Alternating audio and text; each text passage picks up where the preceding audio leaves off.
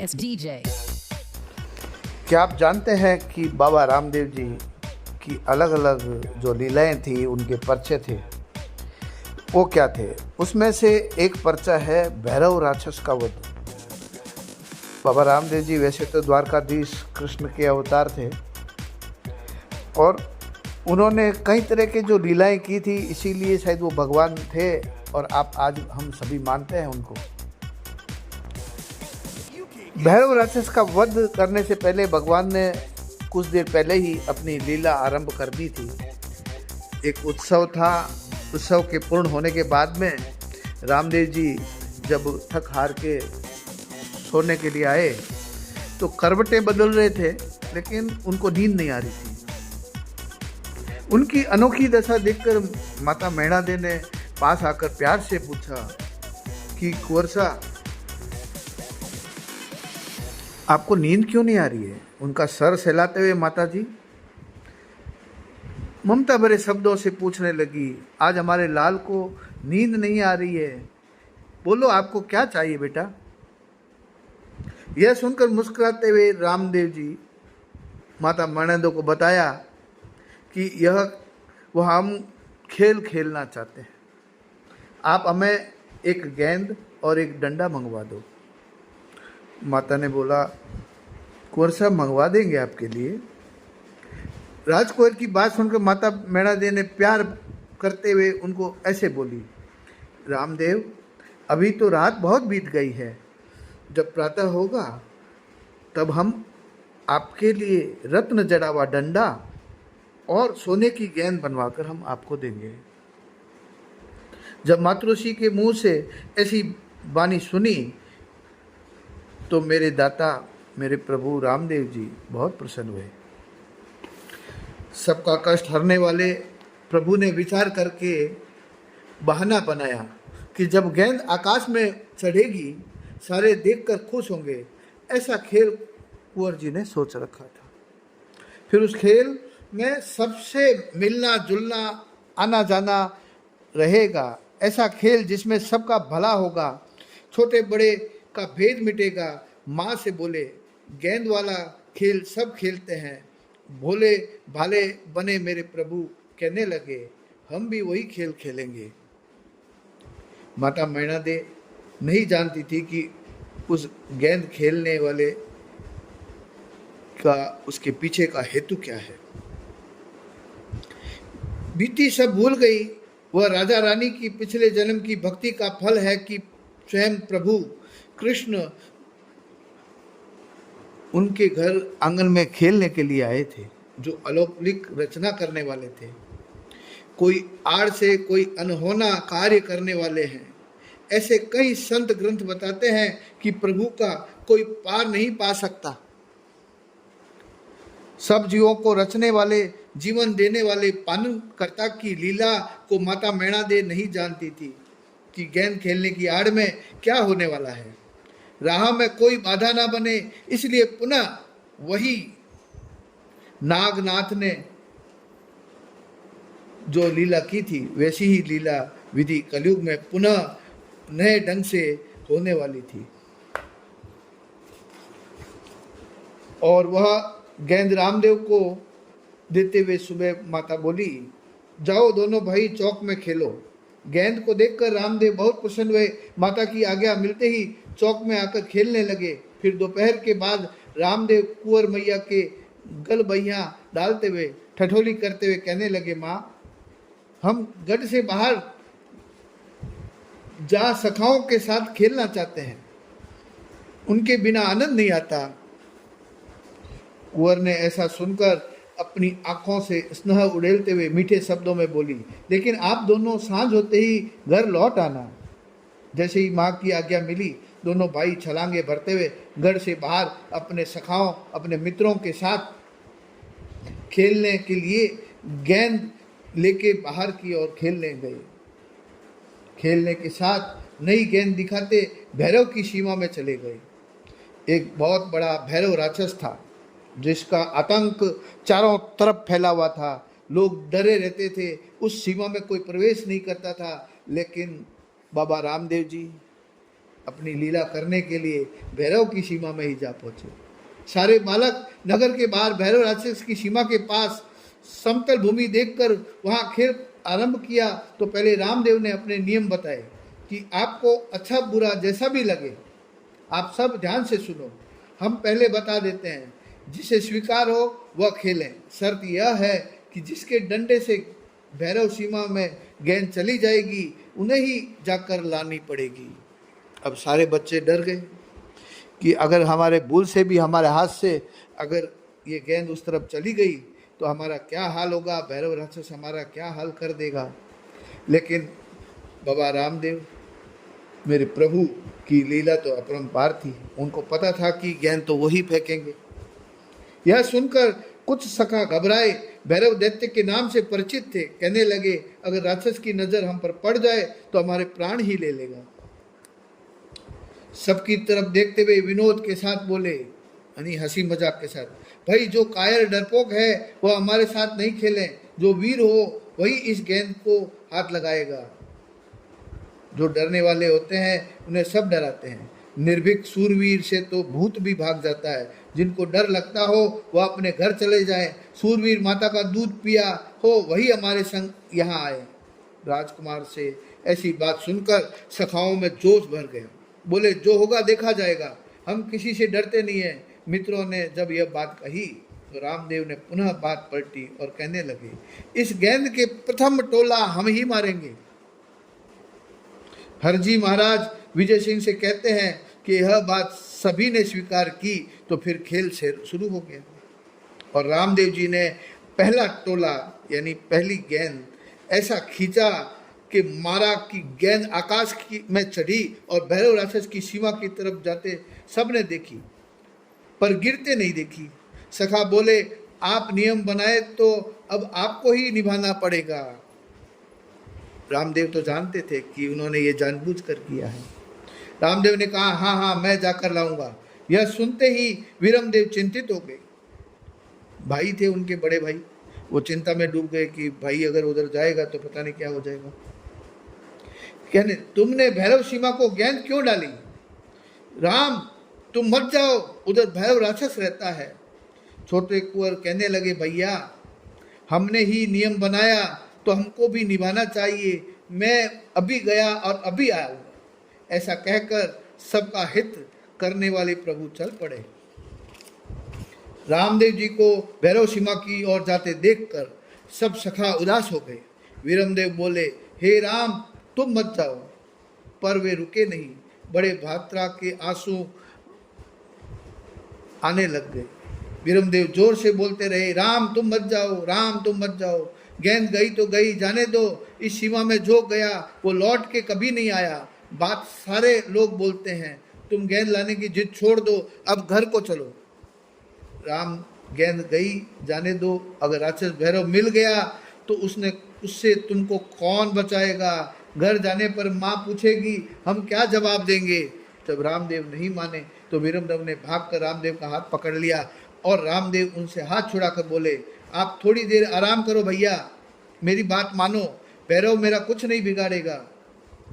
हम नियम बनाएं और हम ही नहीं निभाएंगे तो हमारे वचनों का क्या होगा? क्या दूसरों के लिए ही नियम थोड़े ही होते हैं? कुछ सखा भी आग्रह करने लगे, राम मत जाओ मत जाओ, कोई बात नहीं, नियम बनाया तो बनाया, हम कहते हैं मत जाओ।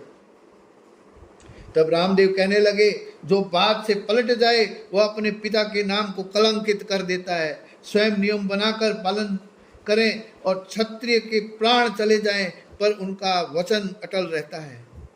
इस प्रकार रामदेव जी ने नीति पालन का सबसे बड़े ही मधुर शब्दों में वर्णन किया।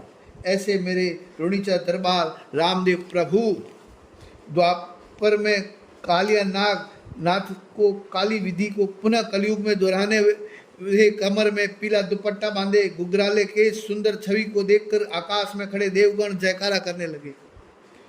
यमुना में गेंद निकालने के बहाने कूद पड़े कालिया नाग पर प्रभु कृष्ण ने ब्रजवासी, आपको वो कहानी तो याद ही होगी।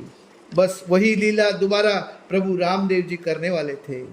मरुवासियों का दुख दूर करने, कालिया नाग रूपी भैरव का अंत करने वाले प्रभु श्री राम देव जी की भांति राजा अजमल जी के आंगन में अलौकिक लीला करने आए हैं। दौड़ते हुए रामदेव जाकर भैरव सीमा में प्रवेश कर घोर जंगल को पार करते हुए सांतलमेर की तरफ बढ़े, जहां जंगल में एक कुटिया दिखाई दी। प्रभु की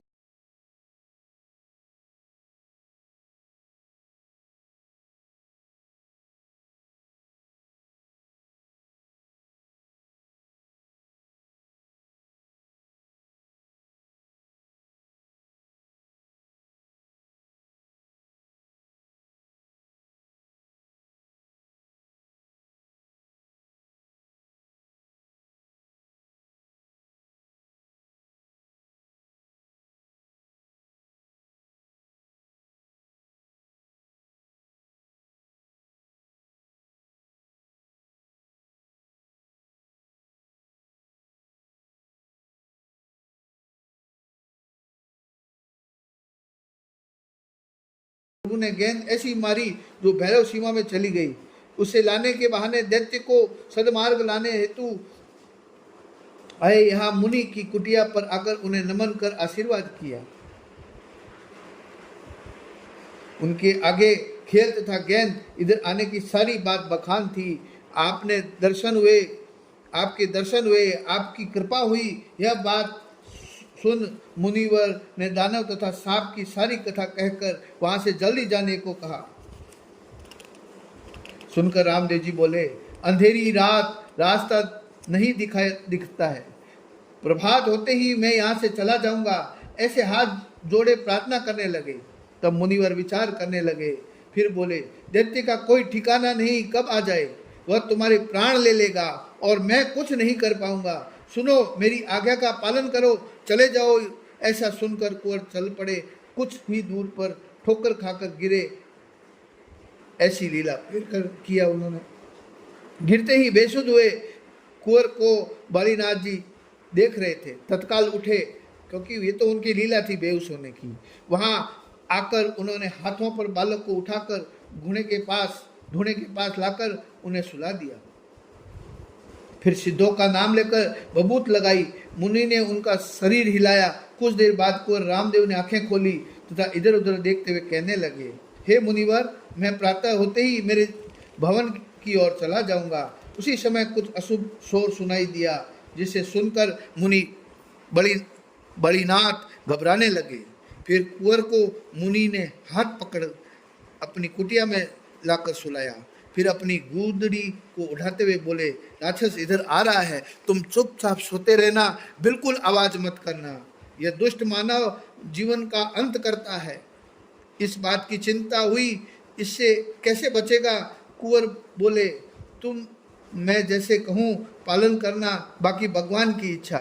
मुनिवर बड़े चिंतित थे। इस दुष्ट को किंचित भी खबर लग गई कि तुम यहाँ सोए हुए हो तो वह तुम्हें मार डालेगा। तुम इस गूदड़ी में छिपे रहो, खास ना बोलना मत, मुंह बाहर मत निकालना। ऐसे कहकर गूदड़ी उठाकर कुटिया में सुला दिया। गूदड़ी में रामदेव सोए हैं। मुनिवर फिर से अपनी धुनी पर आकर बैठ गए। दुष्ट मानव धुनी के पास आकर बैठा। मुनि के पास बैठा था, उसे कुछ अनहोना लगा। इधर उधर देखते हुए, अपनी नाक पर हाथ मलते हुए दैत्य को छोटे बच्चे के शरीर जैसी गंध आने लगी। फूं फा मानसियो गंध आवे छे, ऐसी आवाज उसने की। कुछ समय नहीं पा रहा था, मानव शरीर की गंध तेज आने लगी।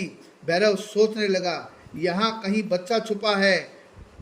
आंख धोखा खा सकती है पर नाक कभी धोखा नहीं खा सकता। वह बालीनाथ से बोला कि इस कुटिया में मानव छिपा है, बता, वरना आज तेरे को भी नहीं छोड़ूंगा। नाथ जी मौन बैठे थे। दैत्य इधर उधर झांक रहा है, सब तरफ दृष्टि घुमाए कर दैत्य बोला, बता कहाँ छिपाया है, नहीं तो आज तेरी मौत पक्की। गूदड़ी में छिपे रामदेव जी सब सुन रहे थे। दैत्य की बातें सुनकर मुस्कुराते हुए सोचते रहे, मुनिवर दुखी है पर हम कुछ भी नहीं कर सकते। वह भैरव राक्षस बालीनाथ जी से बोला, बता, नहीं तो आज तेरी मौत आएगी। कौन गुरु कौन चेला, आज इस झमेले को ही मिटा दूंगा। योगी कहता है, दुष्ट को दिया साप या वरदान दोनों ही दुख कारक है। विधाता दुष्ट का संग कभी नहीं देवे। भस्मासुर को कड़ा दिया। शिव जी की क्या दशा हुई इस बात को सभी गुणी जानते हैं। भगवान त्रिलोचन को उनके आगे भागना पड़ा। कैलाश, भवानी, नंदी सब कह रहे थे। श्री हरि ने मोहनी रूप बनाकर उसका फंद छुड़ाया था। स्वप्न में भी दुष्ट का संग सुखदायक नहीं हो सकता। दुष्ट का तो मिलन मात्र ही दुखदायक है। भैरव राक्षस काल की तरह देख रहा है जिसने मुनि दुखी है। मेरे ठाकुर सोए भैरव तथा मुनि की बातें सुन रहे थे। प्रभु सोए विचार करने लगे, कोई ऐसा कारण बनाए कि भैरव चलकर मेरे उनके पास आ जावे। मुनिवर का आदेश था कि गुदड़ी से मुंह न निकालना, न खांसना, न बोलना। ऐसा करे कि गुरु आज्ञा पालन भी हो जाए तथा भैरव भी यहाँ आ जाए। रामदेव जी सोए हुए गुदड़ी की ओर जोर जोर से हिलाने लगे, जिसे देखते ही भैरव चपट के पकड़ लिया। जब भैरव गुदड़ी को दुशासन की तरह खींचने लगा, गुदड़ी को जहाँ से पकड़ा वहाँ से गुदड़ी बढ़ती गई। जैसे दुशासन द्रौपदी का चीर बढ़ता गया था, उसी तरह से आज ये गुदड़ी बढ़ती गई। इस गुदड़ी का कोई अंत ही नहीं आ रहा था। शाम हो रही थी। खेलने वाले सब सखा राह देखते देखते परेशान हो गए थे। चिंता हो गई थी कि अभी तक रामदेव नहीं आए। अनहोनी का विचार करते हुए बड़े भाई वीरमदेव ने आंसू आने लगे। सारे बाल सखा एक दूसरे का पर दोषारोपण लगाते हुए झगड़ने लगे। तुम काहे जाने बोले। दूसरा कहने लगे, तुमने रोका क्यों नहीं। अपने घरों की चलते चिंता में है कि घर क्या जवाब देंगे। संध्या हो गई। राजमाता को चिंता हो रही थी कि बच्चे अभी तक नहीं आए। दोनों राजकुमारों की चिंता करते माता मैना दे ड्योढ़ी की तरफ चली। ऊपर ड्योढ़ी पर चढ़कर देखा कि बालक सारे आ रहे हैं। दूर से आते देख रानी को प्रसन्नता हुई। चलो, बालक घर भवन की तरफ आ तो रहे हैं।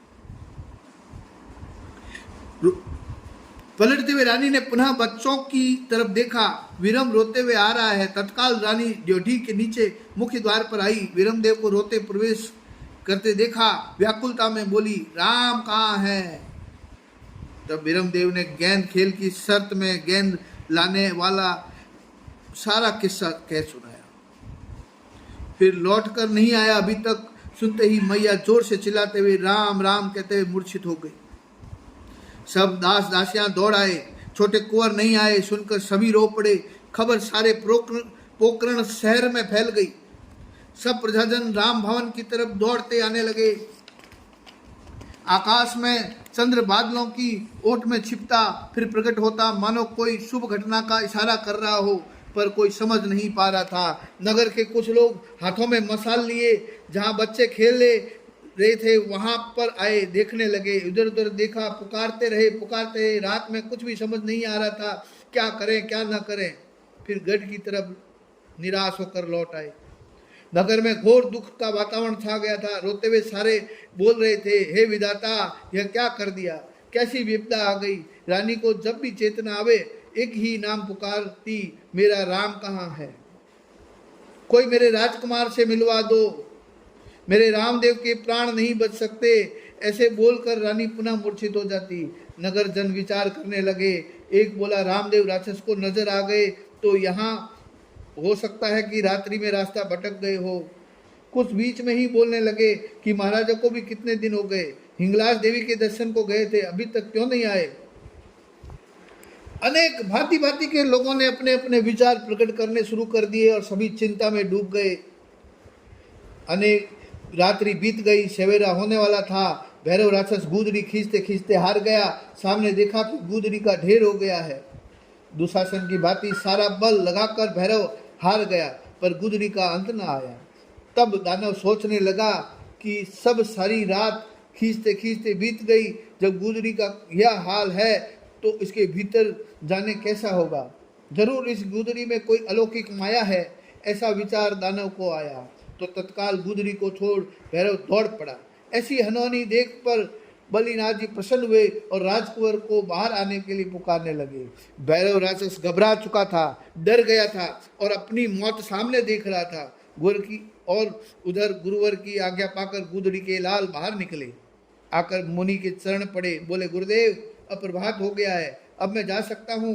गुरुवर के सामने जैसे ऐसे जिज्ञासा प्रकट की तो बालीनाथ जी मुनि को विचार आया। सोचने लगे, जिन्हें देखते ही ध्यान समाधि लग जाए, जिनके सामने स्वयं कामदेव शर्माने लगे, क्या निर्गुण ब्रह्म सुगुण रूप से यह भूमि पर आए हैं।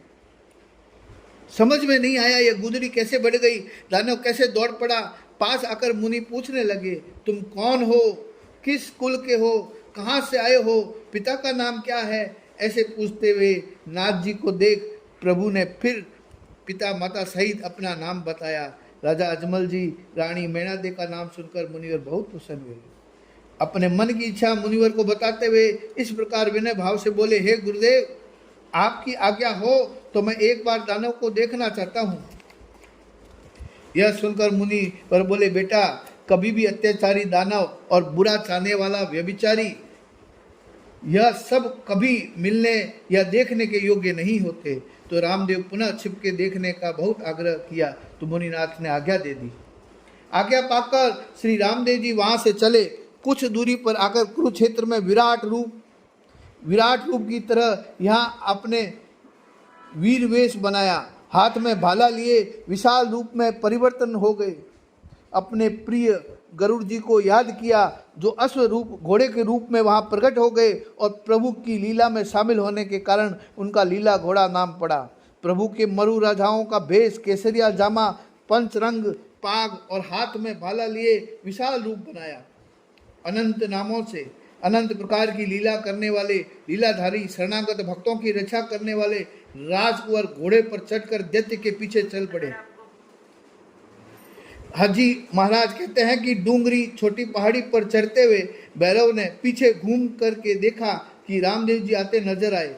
दानव और भागा, पहाड़ी से दूसरी तरफ ढल गया तो क्या देखता है कि कुंवर सामने खड़े मुस्कुरा रहे हैं।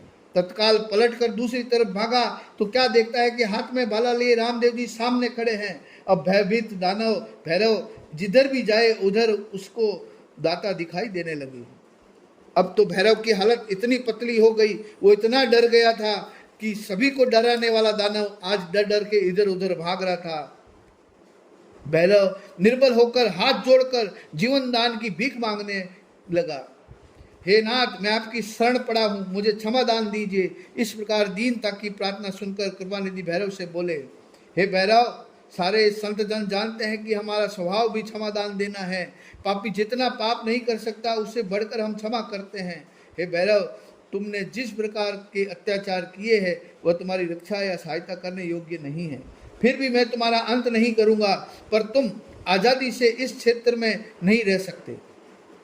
जिस दुराचारी पर किसी का अंकुश नहीं, वह सभ्य सज्जन समाज के साथ एवं षड्यंत्र रहने योग्य नहीं होता। महाराज कुमार बोले, भैरव, तुमने दिन रात नीच निंदित कर्म और निरपराध लोगों की हत्या की है। अगर तुम्हें पुनः आजाद छोड़ दिया जाए तो तुम फिर वही कर्म करोगे जो आज तक करते आए हो। तुम्हारे लिए मैं अभी एक गुफा बनाऊंगा और तुमको उसमें बंदी बनाऊंगा ताकि तुम किसी भी की हानि न कर सको। इस प्रकार रामदेव जी भैरव से बोले। भैरव अपने दोनों हाथ उठाकर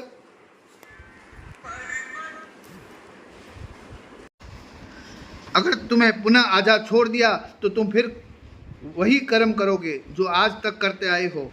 तुम्हारे लिए मैं अभी एक गुफा बनाऊंगा और तुमको उसमें बंदी बनाऊंगा ताकि तुम किसी की हानि न कर सको। इस प्रकार रामदेव जी भैरव से फिर बोले, भैरव अपने दोनों हाथ उठाकर मेरे आगे आगे बढ़ते चलो। पीछे रामदेव जी चल रहे थे, वह सांतलमेर पहाड़ी की तरफ बढ़ रहे थे। उधर कुटिया में बैठे बालीनाथ जी को चिंता हुई, बच्चा अभी तक नहीं आया। वे उठ के पैरों के निशानों को देखते चल रहे थे कि कुछ दूरी पर घोड़े के पैरों के निशान देखे। अनहोनी बात लगी, फिर भी देखते चलते रहे। आगे भैरव, पीछे रामदेव जी के चलते एक बड़ी पहाड़ी देखी। उसने सामने रुके और उसमें खींच कर भाला मारा। उसे विशाल गुफा बन गई और एक विशाल पहाड़ का टुकड़ा लाए गुफा पर मुख्य द्वार ढकने को। दुखियों पर दया बरसाने वाले प्रभु दैत्य से बोले, इस गुफा में तुमको रहना है। यह सुनकर भैरव राक्षस बोला, आप कुछ तो दया करो, इसमें भूख से तड़पता कर मुझे मत मारिए। दानव की विनय सुनकर मुस्कुराते रामदेव जी बोले, भैरव हम अहिंसा धर्म का पालन करते हैं, हम किसी हिंसा करने वालों के पक्षधर नहीं। भैरव, तुम भूख से कभी नहीं मरोगे, इस चिंता को निकाल दो। इस क्षेत्र में देश प्रदेश के अनेकों स्त्री पुरुष आएंगे, सब लोग तुमको देखने भी आएंगे और तुम्हारे सामने भी धान उबाल कर देख रखेंगे।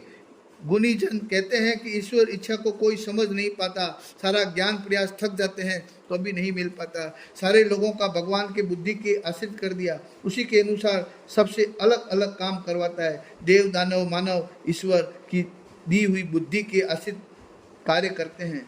सुख दुख का प्रमुख कारण तो बुद्धि ही है, उसके आश्रित होकर मानव सुखी या दुखी हो रहा है। जैसी बुद्धि वैसा ही कर्म, जैसा कर्म वैसा ही फल, ज्ञानी जन सब बखान करते हैं। श्री रामदेव जी हाथ का भाला भैरव दैत्य की पीठ पर लगाते हुए बोले, इस गुफा की ओर बढ़ो। ऐसे भगवान ने भैरव गुफा में ढकेल दिया, जिसे देखकर रामदेव जी मुस्कुरा रहे थे। कुछ कदम भैरव गुफा में पहुंचे, तत्काल पलटा और हाथ में पत्थर लिए चिल्लाते हुए रामदेव जी की तरफ झपटा। भैरव जब गुफा में जा रहा था तो पत्थर लिए चिल्लाते हुए रामदेव जी की ओर झपट पड़ा। पत्थर का बड़ा खंड रामदेव जी पर फेंका। दैत्य को अपनी ओर आते देखकर दाता ने भाला सामने तान दिया। भैरव इतना तेज दौड़ता आ रहा था कि उसने अपने आप को रोक नहीं सका। वह भागता हुआ आकर रामदेव जी के भाले से टकराया, जो इस दैत्य के पेट में आर पार निकल गया। रामदेव जी ने खींचकर उसके पेट में भाला निकाला। इस प्रकार भैरव दानव का अंत हो गया। तो ये थी अभी तक की भैरव के अंत की कहानी। आज तक आपने शॉर्ट वीडियो में या शॉर्ट ही देखा होगा। आज हमने इसको फुल डिटेल में भैरव का अंत कैसे हुआ हमने आपको बताया है। और अगर ये भैरव अंत भगवान का पर्चा, रामदेव जी के पर्चे आपको सब अच्छा लग रहा है तो इसको अपने दोस्तों मित्रों के साथ शेयर अवश्य करें, ताकि वो भी इसका पुण्य ले सकें। ये एक तरह की कथा है, इसके श्रवण मात्र से लोगों का कल्याण होता है। और उनके ऊपर किसी ने कुछ कर दिया है या दैत्य भूत प्रेत किसी भी तरह की बाधा है तो वो इस कथा स्वर्ण से ही उसके ऊपर से उतर जाती है। तो इसको ज़रूर शेयर करें और आगे इसको भेजें और लोगों को लाभ पहुँचाएँ। बोलो बाबा रामदेव जी महाराज की जय।